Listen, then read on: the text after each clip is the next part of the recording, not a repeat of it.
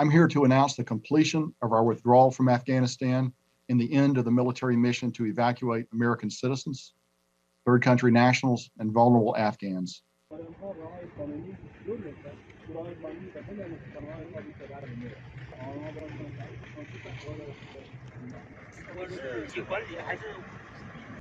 Going forward,